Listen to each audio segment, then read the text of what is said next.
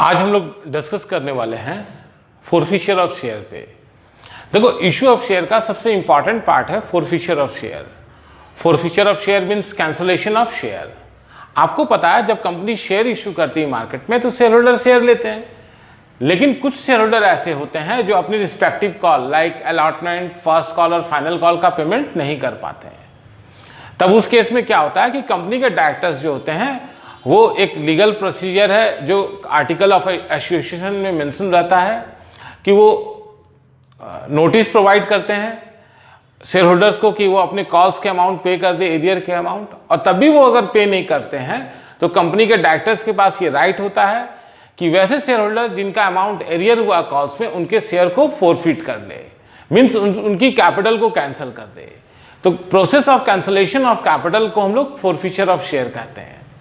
अब आप देखो, जब हम लोग शेयर इशू करते थे तो ऑलवेज कैपिटल को हम लोग क्या करते थे, क्रेडिट, शेयर कैपिटल क्रेडिट करते थे। लेकिन अगर आप कैंसिल करेंगे तो शेयर कैपिटल को क्या करना होगा, डेबिट करना होगा। जिस कॉल्स में एरियर होगा, हम स्टूडेंट आपको हम बताए थे कि जब भी हम लोग एंट्री पास करेंगे तो हम लोग calls in arrear account open करके एंट्री पास करते हैं। इसके दो रीजन है। फर्स्ट रीजन कि जब आप बैंक की एंट्री पास करोगे और फोरफिचर की एंट्री पास करोगे तो उसमें अमाउंट ऑफ फोरफिचर आपको क्लियर पता चल जाएगा कितना अमाउंट होगा किस कॉल्स में। सेकंड, जो एग्जामिनेशन में क्वेश्चन आते हैं तो आप देखोगे सीबीएसई के जो लास्ट 10 ईयर्स के क्वेश्चन में 4 ईयर आपको मिलेगा कि वहां पर कॉल्स इन एरियर अकाउंट भी ओपन करने कहा है। मीन्स जनरल एंट्री में कॉल्स इन एरियर को कंसीडर करना रहता है, तो इसीलिए हम लोग कॉल्स इन एरियर को रिकॉर्ड करेंगे। अब जब आप शेयर फोरफिट करेंगे तो शेयर कैपिटल डेबिट होगा और कॉल्स इन एरियर क्रेडिट होगा। तो शेयर होल्डर वैसा अमाउंट जो ऑलरेडी कंपनी को पे कर चुका है, कंपनी उस अमाउंट को फोरफिट कर लेगी। दैट मीन्स जब शेयर का अमाउंट फोरफिट हो जाता है और जो फोरफिटेड अमाउंट कर लेगी कंपनी, उस पर शेयर होल्डर का कोई राइट नहीं होता, वो अमाउंट रिफंड नहीं होता। वो कंपनी के लिए कैपिटल प्रॉफिट है जिसको कंपनी अपने शेयर फोरफिचर अकाउंट पे रिजर्व करके रख लेती है। हाँ, इस फोरफिचर अमाउंट जो अकाउंट है उसका यूटिलाइजेशन होता है जब इसी फोरफिटेड शेयर को हम लोग री इशू करते हैं, तब तो हम लोग वो नेक्स्ट टॉपिक में देखेंगे। अभी तो हम लोग को जनरल एंट्री समझना होगा फोरफिचर का। देखो, जब हम लोग शेयर फोरफिट करते हैं तो उसमें दो कंडीशन है। शेयर 2 टाइप से इशू करते हैं, वैसे शेयर फोरफिट भी 2 टाइप से होगा। ठीक है, फर्स्ट हम लोग फोरफिट करेंगे when share issued at par, क्योंकि शेयर 2 टाइप से इशू होता है, share issued at par and share issued at premium. तो forfeiture of share when share were issued at par, par में इशू करेंगे तब। देखो, जितना भी शेयर फोरफिट करेंगे शेयर कैपिटल अकाउंट को आपको डेबिट करना होगा। ठीक है, और जिसमें एरियर होगा, मान लो एरियर हुआ calls in arrear in share allotment, calls in arrear in share first call और calls in arrear in share final call. तो जो भी अमाउंट होगा कॉल्स इन एरियर का वो हम लोग यहां पर मेंशन करते चलेंगे। ठीक है, और आप ये जान लो, ये जो हम लोग डेबिट करेंगे ये अकाउंट को, तो यहां पे जितना भी शेयर फोरफिट करेंगे, number of share into CPS. CPS का मतलब यहां पर होगा कॉल पर शेयर। मान लो शेयर 100 रुपये का है और आप फाइनल कॉल तक 100 रुपये कॉल किए तो 100 से मल्टीप्लाई करेंगे। लेकिन मान लो अगर शेयर 100 रुपये का है और आप फाइनल कॉल 20 रुपीज अभी तक कॉल ही नहीं किए हैं, तो आप कॉल कितना किए होंगे, मतलब शेयर कैपिटल अकाउंट अभी तक कितने अमाउंट से क्रेडिट हुआ होगा इस शेयर का। अगर 20 रुपीज कॉल नहीं किए तो 80 रुपीज। तो जो 80 रुपीज होगा कॉल पर शेयर, उसी से नंबर ऑफ शेयर को हम लोग मल्टीप्लाई कर देंगे तो पता चल जाएगा कि कितने अमाउंट का शेयर कैपिटल हम लोग फोरफिट करेंगे। अब क्या करेंगे कि ये जो अमाउंट आएगा यहां पर, उसमें ये कॉल्स इन एरियर को माइनस करेंगे तो यहां कुछ बैलेंसिंग फिगर आएगा, वही बैलेंसिंग फिगर शेयर फोरफिचर होगा। ठीक है, अच्छा, आप इसको ऐसे समझ लो, ये शेयर फोरफिचर उस अमाउंट को रिप्रेजेंट कर रहा है जितना शेयर होल्डर्स शेयर के रिगार्डिंग कंपनी को पे कर चुका है। क्यों? क्योंकि जितना अमाउंट हम लोग कॉल किए थे उसको ऊपर लिख देंगे, जितना वो एरियर किया है, जितना पैसा वो नहीं दिया है उसको माइनस कर देंगे, तो पता चल जाएगा ना कि वो इस शेयर में कितना पेमेंट किया या टोटल अमाउंट वो जो एरियर किया था वो कितना अभी तक पे कर चुका है। तो जो अमाउंट ऑलरेडी पे हो चुका होता है वो हम लोग बैलेंसिंग फिगर से फाइंड करेंगे और वही शेयर फोरफिचर अकाउंट होगा। इस शेयर फोरफीचर अकाउंट को हम लोग यूटिलाइज करते हैं री इशू ऑफ फोरफिटेड शेयर। अभी एक क्वेश्चन हम आपको डिस्कस कर देते हैं। Example, Shankar who had been allotted 300 shares of ₹100 each share कितने का है? 100 का है। Fail to pay amount of ₹20 on first call and ₹30 on final call. His share were forfeited, pass necessary general entry. आप ये बताओ शंकर के पास नंबर ऑफ शेयर्स कितने हैं? 300। तो स्टूडेंट याद रखना, जितना भी आप शेयर फोरफिट करोगे उसको मल्टीप्लाई करोगे। तो हम लोग यहाँ ब्रैकेट में लिखेंगे share capital account debit 300 SH means share into, अब आप देखो ये शेयर जो है वो फाइनल कॉल का अमाउंट फेस वैल्यू कितना है? कॉल पर शेयर 100। तो जितना भी कॉल पर शेयर होगा उससे हम लोग मल्टीप्लाई कर देंगे। तो इसको 100 से मल्टीप्लाई करेंगे तो 30,000 आ जाएगा। अब बताओ वो अलॉटमेंट में एरियर किया होगा, देखो यहां लिखा ना वो अलॉटमेंट में एरियर किया है? नहीं, इस क्वेश्चन में अलॉटमेंट में एरियर नहीं है। तो ये भी ध्यान रखना, अगर अलॉटमेंट में एरियर नहीं है तो आपको ये नहीं लिखना होगा। क्यों? क्योंकि वो फेल टू पे किसमें का अमाउंट में है? फर्स्ट कॉल में और फाइनल कॉल में। इससे costing arrear in share first call 300 share into 20, 300 share into 30। तो ये अमाउंट क्रेडिट में आ जाएगा कितना? 6,000 और ये आ जाएगा 9,000। तो आप टोटल 30,000 रुपीज से कैपिटल ड्यू कर रहे हो, मीन्स कॉल कर रहे हो, और शेयर होल्डर जो है वो 6,000 और 9,000 दैट मीन्स 15,000 पे नहीं किया है। तो यहाँ बैलेंसिंग फिगर कितना आ जाएगा? 15,000, क्योंकि टोटल 30 में ये माइनस कर देंगे 15,000 तो 15 बचेगा। तो जो बैलेंसिंग फिगर आएगा उसी अमाउंट को हम लोग डालेंगे किसमें? शेयर फोरफिचर अकाउंट में। तो ये स्टूडेंट क्लियर हुआ होगा ये किस तरह से हम लोग एंट्री पास किए। तो जब भी शेयर फोरफिट होगा तो इसी तरह से आप उसका एंट्री पास करोगे।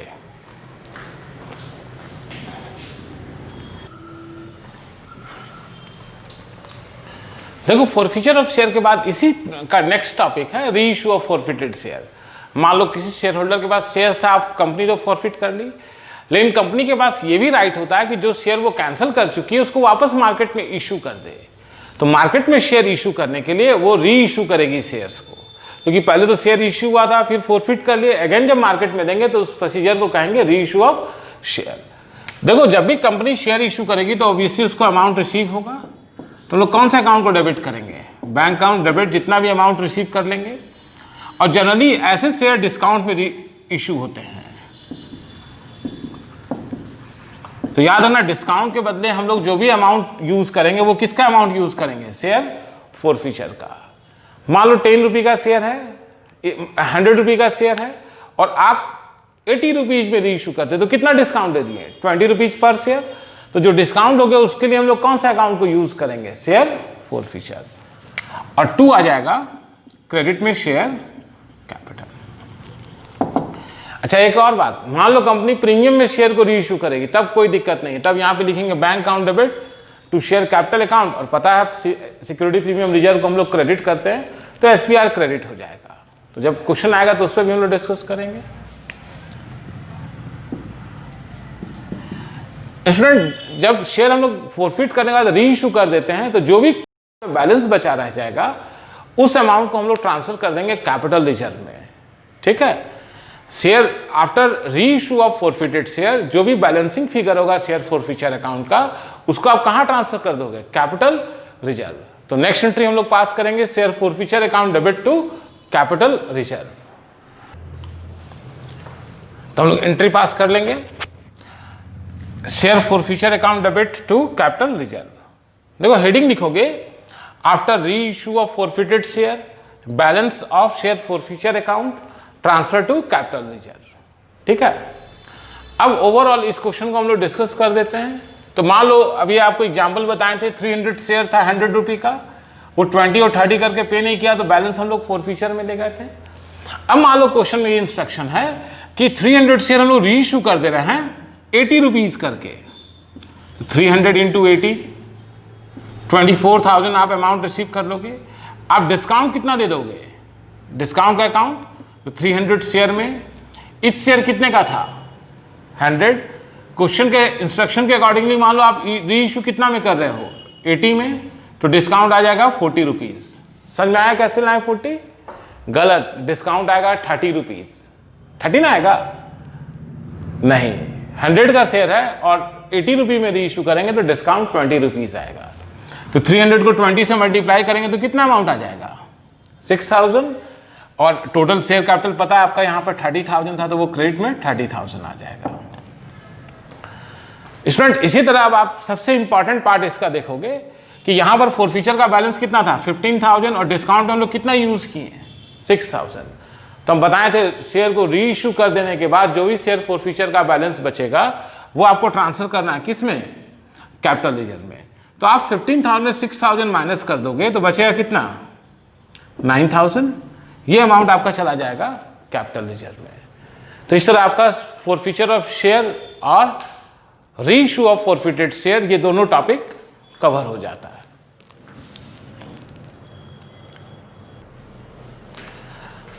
तो एक बार स्टार्टिंग से हम लोग रिवीजन जैसा कर लेते हैं। Forfeiture of share when share issued at par, par में अगर शेयर इशू किया और फोरफिट करोगे तो क्या एंट्री पास होगा। जब भी शेयर फोरफिट करेंगे शेयर कैपिटल अकाउंट डेबिट होगा और जितना नंबर ऑफ शेयर आप फोरफिट करोगे उसको कॉल पर शेयर जितना आप कॉल किए हो वहां उससे मल्टीप्लाई कर दोगे तो ये कैपिटल का अमाउंट आ जाएगा। और शेयर कैपिटल कैंसिल कर रहे इससे इसको डेबिट किए। जिस कॉल में एरियर करोगे, मान लो अलॉटमेंट में भी एरियर है तो वो भी शेयर अलॉटमेंट अकाउंट भी लिखना पड़ेगा। लेकिन एग्जांपल जो भी हम आपको सॉल्व कराए क्वेश्चन उसमें एरिया था किसमें फर्स्ट कॉल और फाइनल कॉल में। तो जितना भी शेयर नंबर ऑफ शेयर होगा और जो अमाउंट पर शेयर कॉल पे नहीं होगा मल्टीप्लाई कर देंगे तो पता चल जाएगा कितना होगा। जो डिफरेंस आएगा वही आपका अमाउंट हो जाएगा कैपिटल रिजर्व का। देन अगर क्वेश्चन में इंस्ट्रक्शन होगा री इशू के रिगार्डिंग तब तो आप री इशू करोगे, अदरवाइज शेयर को री इशू नहीं करोगे। तो अब आप क्वेश्चन में देखना, यहाँ पर क्वेश्चन में एजम्पशन लेके चल रहा है कि आप 300 शेयर को 80 रुपीज़ करके री इशू कर रहे हो। तो अगर आप शेयर री इशू करोगे तो क्या एंट्री पास करेंगे, बैंक अकाउंट डेबिट, और जो डिस्काउंट देंगे डिस्काउंट का अमाउंट हम लोग हमेशा लाएंगे किससे, शेयर फोरफीचर से, उसका अमाउंट वहीं से यूज कर सकते हो। तो डिस्काउंट दे देंगे 6,000 का, कैपिटल 30,000 का होगा। अब 15,000 में 6,000 यूज कर लिए तो बचा कितना 9,000। तो शेयर री इशू करने के बाद जो भी अमाउंट आपका बैलेंस रहेगा वो कैपिटल लेजर में चला जाएगा।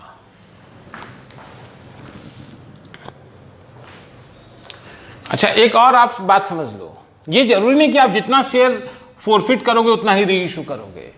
तो कुछ क्वेश्चन में क्या होगा कि ऑल शेयर्स को आप री इशू कर दोगे तब तो जैसे बताएं वैसे बनेगा। लेकिन कभी क्या होता है क्या कि कंपनी पार्शियल शेयर री इशू करती है, मतलब 300 शेयर फोरफिट की तो मान लो 300 में 200 शेयर री इशू करेंगे, तब तो आपका री इशू का अमाउंट 200 से रिसीव होगा ना 80 रुपीज़ करके। तो 200 इंटू 20 आप डिस्काउंट दे दोगे तो ये कितना आ जाएगा 16,000। ये कितना आ गया 4,000 और 200 को मल्टीप्लाई करेंगे 100 से तो अमाउंट कितना आ जाएगा 20,000। तो ये कंसेप्ट क्लियर हुआ स्टूडेंट जो हम बताएं। इस क्वेश्चन में पहले हम बताए थे कि 300 शेयर फोरफिट किए और 300 शेयर री इशू कर दिए, तो वो एग्जाम्पल दिए। लेकिन दूसरा एग्जाम्पल आपको ये दे रहे हैं कि कभी कभी 300 शेयर आप फोरफिट तो किए लेकिन उसका पार्शियल री इशू करोगे, मीन्स पूरा शेयर री इशू नहीं होगा, तब इस तरह से एंट्री बनेगा। अब बताओ 15,000 में कितना यूज कर लिए 4,000, तो बचेगा कितना 11,000। तो कैपिटल ईयर में हम लोग 11,000 ट्रांसफर कर देंगे। तो ये समझ में आया स्टूडेंट 11,000 हम लोग कहां से लाए, पक्का ना। 15,000 में कितना यूज कर लिए 4,000, तो बचेगा कितना, तो हम बताए थे फोरफीचर का जो भी अमाउंट बचेगा वो कहां चला जाएगा कैपिटल लीजर में। तो 11,000 कैपिटल लीजर में चल जाएगा। गलत, यहीं पर मिस्टेक होगा और आपको इसी का मेन वर्किंग समझना री इशू का। जब भी प्रोपोर्शनेट री इशू होगा तब बैलेंसिंग कैलकुलेट कैसे होगा वो समझो, उसको हम यहां पर बता दे रहे हैं, वर्किंग को समझ लो। आप टोटल शेयर आपके पास कितना था 300, री इशू कितना कर रहे हैं 200। अब ये बताओ फोरफीचर कितना 15,000 कितना शेयर के लिए था 300 शेयर के लिए। तब हम लोग को प्रोपोर्शनेट कैलकुलेट करना होगा, मींस टोटल शेयर लिखेंगे जितना फोरफिट हुआ और री इशू को लिख देंगे तो इसका प्रोपोर्शन आ गया। तो इसकी के प्रोपोर्शन के अकॉर्डिंगली फोरफीचर का अमाउंट कितना होगा वो कैलकुलेट करना होगा। तो वो अमाउंट आपका होगा 10,000। समझ में आया 10,000 कैसे ना, यही वर्किंग सबसे ज्यादा प्रॉब्लम देता है।